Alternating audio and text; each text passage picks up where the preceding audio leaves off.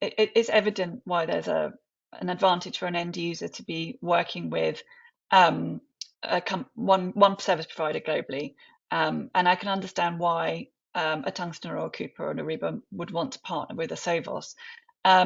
So, but the disadvantages of that, if there are any, but I do want to explore this. Is an end user looking potentially at 2 points of failure when they're working with two providers in that chain? I think that is always the cost benefit, right? And not just with this category, but forever, right? Susie, I think that is a decades old trade-off, and I think companies continue to make it. Is there somehow in a really big economy like France, um, is there some inherent advantage? A, because that local French provider is going to know France and somehow do it better than what a Sovos or Thomson Reuters Pagero or an Edicom or a Vertex Ecosia would do. There's that question mark around like country specificity, number one. And the number two is, hey, in a big market like that, well, gosh, what if something goes wrong with Sovos or Thomson Reuters Pagero or Vertex Ecosia? Do I want to have a backup provider, right? Because there's not really any inherent advantages unless you believe that the local provider can do something that the global provider can't. So I think the real answer to that is companies are thinking about potentially I should have a backup, right, in mission critical areas, whether it's a mission critical country or mission critical function. And that's really what I am watching buyers do. Is it's not I'm going to pass on the inherent disadvantages, the cost and the ramifications that are too severe. What I might do is invest in some insurance policy or a backup in a key functional area or a key country.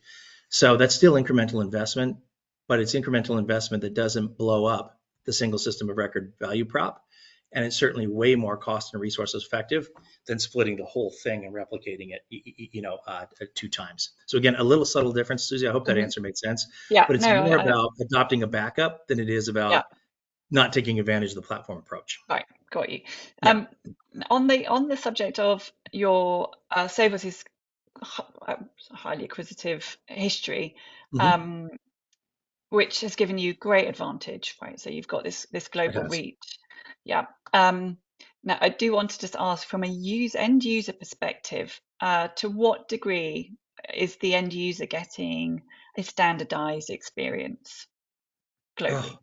finally, after after a decade and hundreds of millions of dollars and lots of blood, sweat, and tears, we're finally there. And that has been a recent. I don't know if you or any of your readers remember something that I put out early in 2024 that I cheekily called the Sovos Compliance Cloud. That was the moment when we shouted to the world that you can finally actually use one interface, right? One Sovos home, one single sign-on, one identity, one, everything. And now you can tackle this with one single thing and go at all the countries right around the world.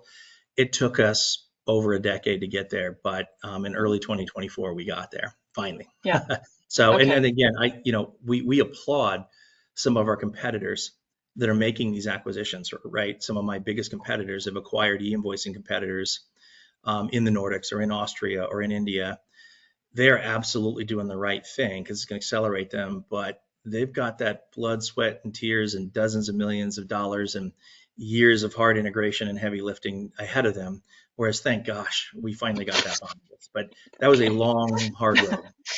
Okay, good. All right. Now the commercial model's changed a little bit for service providers now that we're coming into these mandates, right? So it used to be Yeah. that you could take a little bit of money on both sides. And that is not commonly the case now. So it used to be take a bit from the buyer, take a bit from the supplier. Yeah. Um, how is Sovos dealing with that shift in the commercials? Our model, at least, and I believe most of my competitors that are true e-invoicing, competitors like us, it's all buyer funded. I'm not aware of anybody that is even attempting to make it supplier funded, at least the global players like us. There may be some country specific folks that are doing it that are small that I don't know about, but everybody that reasonably can claim to at least be a regional provider if not a global provider. It's 100% buyer funded, number one. And it's again, now that the buyers are awake, a level of simplicity has been forced on us. They want to pay one platform fee, right, for the platform, and then one incremental country fee, right? Hey, I want to pay you a platform fee, Sovos or Sovos competitor. I'm willing to pay you an incremental platform fee because I know that 20 countries is a lot more expensive for you than one country. And then I want a tiered pricing per invoice fee where I pay less as my volume grows. And I want those invoices to be fungible across all 2 or all 20 or all 60 countries. So we have been shown by the last 200 or 300 global 2000 buyers unequivocally, I will fund it. Don't ask my suppliers to. I want that simple platform per country and per invoice fee, and I want no other complexity in this. So we've certainly Mhm. been needed to react to that, and from what I can tell, most of our competitors, have reacted to that too, because it's very, very clear that's what the big buyers out there want.